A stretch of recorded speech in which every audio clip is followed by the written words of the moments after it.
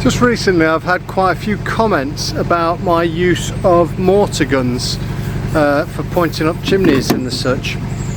I have just finished a chimney using my mortar gun. I pointed it up, flanched it, we did 2 today, and I thought, you know what, it's probably time I make a video about how to use them. Here it is, this is my mortar gun. I've had it for about probably 8 or 9 months.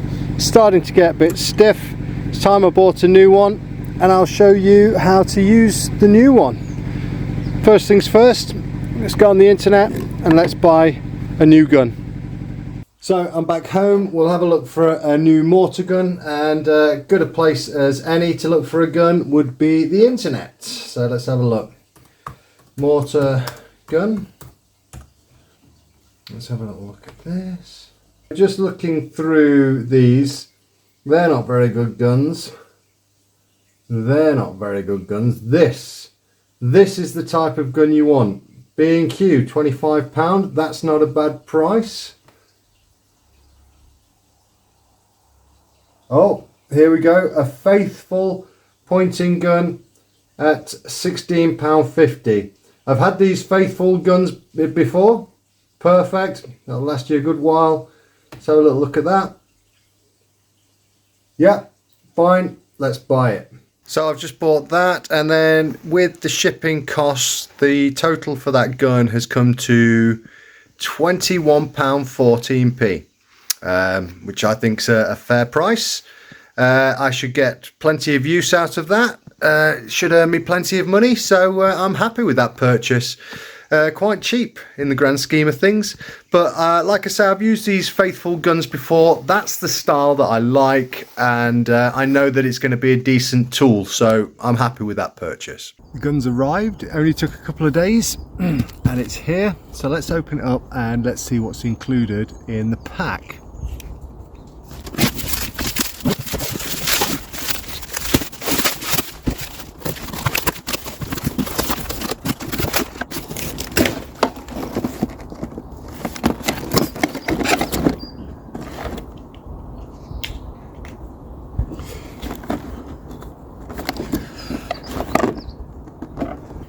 First thing I noticed about the box, it's a 9-piece mortar gun, and apparently it's got a 5-year guarantee, although I wouldn't really trust that if I was you. And if you get plenty of use out of it for 16 quid, just buy a new one. It's not worth messing around with the guarantee.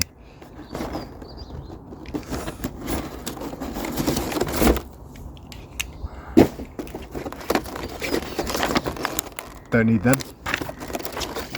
What do we get? So, open up the pack and we get 4 different shoots. So we get 2 for mortar, squirting your mortar, and then a couple for grout. And they got numbers on the side to cut them off to suit yourself. I never use these, I just throw them away. It's pointless for me. You get a spare rubber, but again, I've never really used that. I find that the guns get stiff before the rubbers go. You get a handy mixing tool. Now, it's absolutely pointless for trying to mix mortar with this. You're better off with a big mixing paddle. I generally keep these and mix paint and stuff like that. No good for mortar, might be good for grout. Never used it for grout, but pointless for mortar, but hang on to it because it's useful for paint. Get 2 tubes and a gun.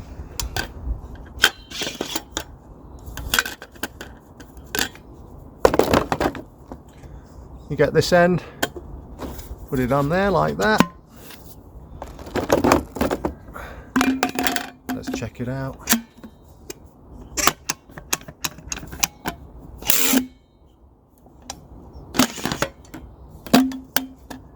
Okay, that's good.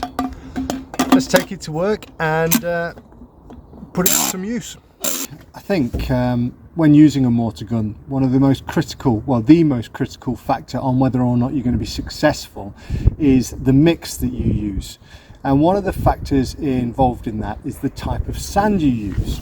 Let me show you. I'm very selective where I buy my sand. I'm using yellow sand, but some sand you buy can be quite gritty and stony. This sand, which I get from MKM, I'm not saying that's the best place to get it, but this particular sand that I use, it contains no stones, no grit, and makes for a nice smooth mortar. So be very selective about the sand. Don't allow it to be gritty and don't allow it to contain any stones, otherwise you'll be fighting a losing battle. Another thing I tend to use in my mix is a plasticiser, and this helps make the mix smooth and it helps it go through the gun much better. Without the plasticiser, sometimes you can find that it's quite difficult to squeeze through the gun. Add a bit of plasticiser, it makes all the difference. This is a video about how to use a mortar gun, so I'm not going to go into too much details about mixing ratios, but I'm repointing a chimney today, so I'm just going to be using a 4:1 mortar ratio.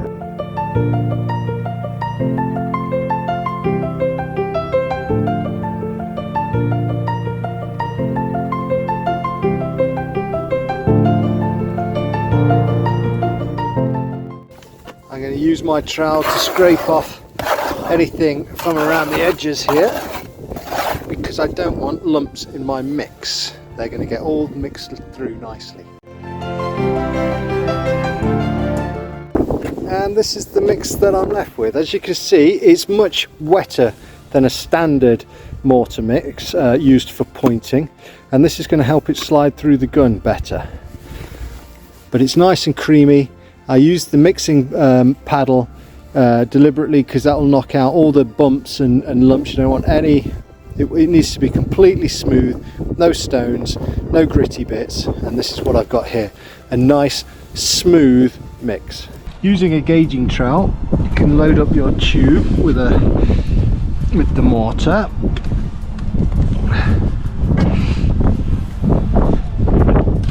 Like so.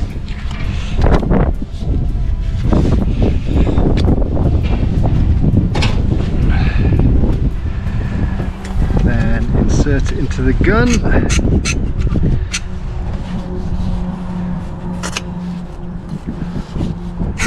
Always squeeze a little through to make sure it's all working, and after you've finished squeezing, release the pressure. That will stop any excess mortar from coming through.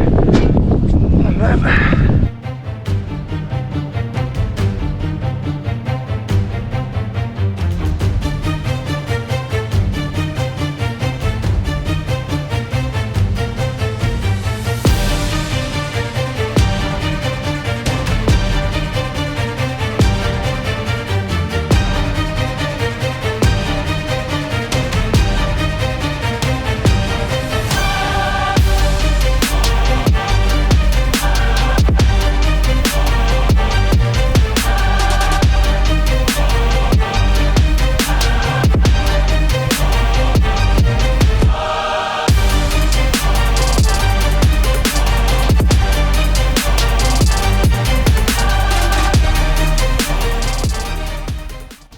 after you've finished using the mortar gun, it is always best to try and get it cleaned off as quickly as possible. Now, if you've got the luxury of an outside tap, give it a blast under there, scrub down with a brush. Unfortunately, I don't always have that luxury, so I get a bucket of water, fill it up with the water that I carry, and just try and brush the gobbo off as best I can.